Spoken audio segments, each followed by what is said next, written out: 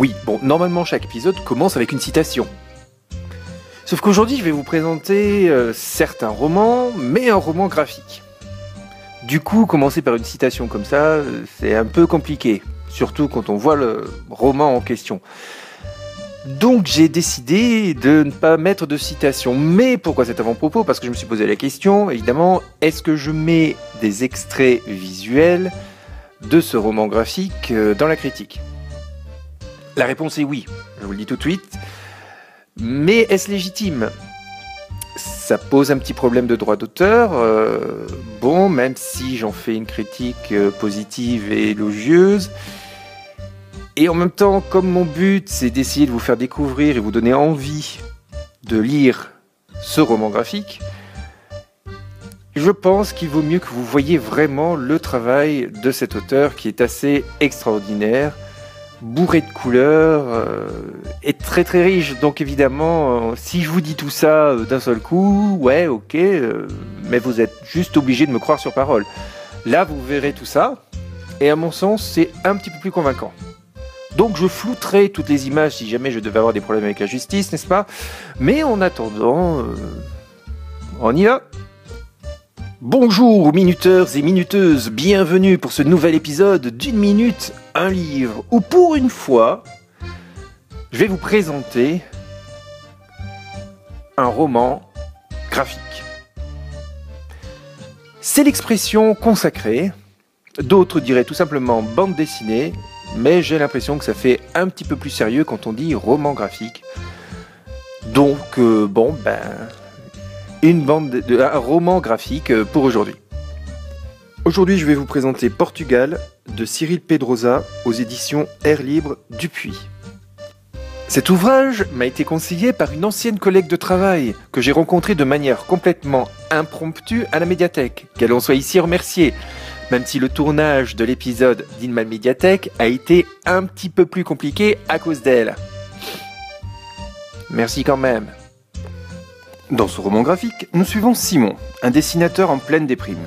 Il fait quelques interventions en milieu scolaire et dessine des publicités pour survivre.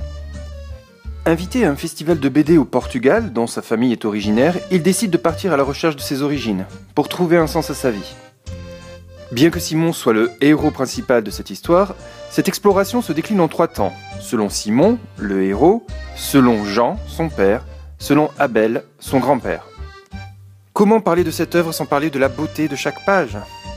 Je ne suis pas spécialiste du genre, je lis très peu de romans graphiques, je vous dis simplement ce qui m'a plu, ce qui a accroché mon œil. Ce sont peut-être des éléments très classiques, très courants, mais tout est nouveau pour moi, donc je vous livre ça tel quel. La première chose qui m'a plu, c'est l'impression de mouvement qui se dégage de ces pages. Regardez la forme des arbres, leur manière d'onduler, le mouvement du vent que l'on arrive à deviner à travers les traits du dessinateur. C'est absolument magnifique.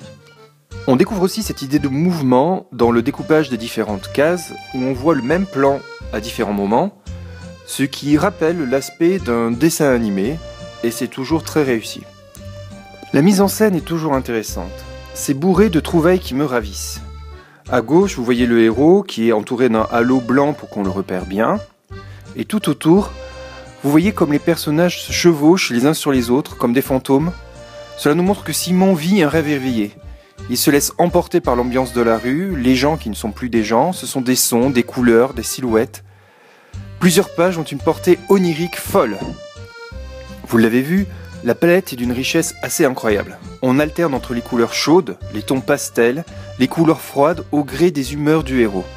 On se baigne dans les couleurs et les émotions. C'est bon. Plus qu'un travail sur la couleur, il y a aussi un travail sur la lumière. Regardez cette scène simplement éclairée à la bougie. N'est-ce pas admirable ? J'entends déjà vos commentaires. Ouais, il nous montre toutes les pages, on n'aura plus rien à découvrir, gna gna gna. Bon, le livre fait 261 pages. Vous avez de la marge, rassurez-vous. En conclusion, lisez ce livre. Car en plus d'être magnifique esthétiquement parlant, son histoire est extrêmement touchante. Peut-être parce que je suis la même génération que Simon, que j'ai les mêmes doutes, les mêmes questionnements, certes, mais j'ai été très touché par cette histoire, cette quête d'identité et cette histoire familiale. La fin réserve en plus une belle surprise, très poignante, avec un message très beau. On est qui on est. Écrivez cela comme vous voulez. Voilà, ce numéro un petit peu spécial d'1 minute un livre est terminé. Je vous souhaite de belles lectures, soyez beaux, soyez bons, et je vous dis à la semaine prochaine.